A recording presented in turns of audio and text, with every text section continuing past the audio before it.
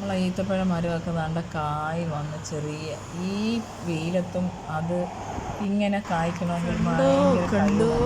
ഈത്തപ്പഴം മരം ദാണ്ട കായ്ച്ച് ഈ വെയിലൊന്നും അതിനൊരു വിഷയമേ അല്ല. അങ്ങനെ ജോലിയൊക്കെ കഴിഞ്ഞ് അങ്ങനെ ഈത്തപ്പഴം മരം വീഡിയോ എടുത്ത് റോഡ് ക്രോസ് ചെയ്ത് ഒറ്റ ഓട്ടം ഓടി അടുത്ത റോഡും കൂടെ ക്രോസ് ചെയ്യണം. സ്പീഡ് ട്രാക്കിൽ നിന്ന് വണ്ടി സ്പീഡിൽ പോവാണ്.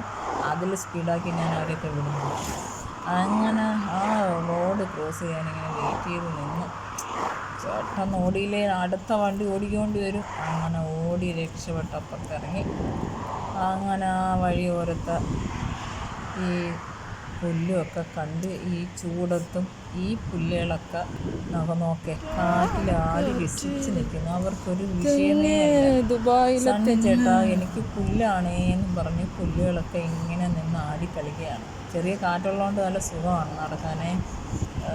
കാറ്റില്ലെങ്കിൽ നല്ല തെങ്ങ് കണ്ടോ? തെങ്ങ് നിൽക്കുന്നുണ്ട്. ഈ തെങ്ങ് ഇങ്ങനെ തന്നെ നിൽക്കും. നമ്മുടെ ഈ ഗൾഫിൽ തേങ്ങയും പിടിക്കത്തില്ല, പൂക്കത്തുമില്ല, കായ്ക്കത്തുമില്ല.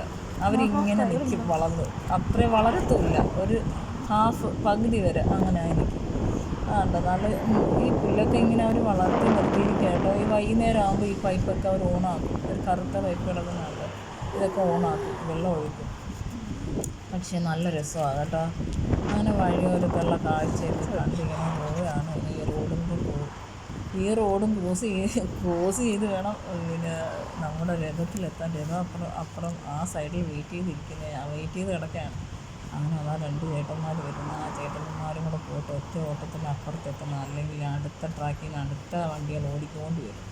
അങ്ങനെ സണ്ണി ചേട്ടനൊക്കെ ഇങ്ങനെ നോക്കി കരിച്ച് കളയുമെന്നൊക്കെ മട്ടിലിങ്ങനെ നോക്കി നിൽക്കുക.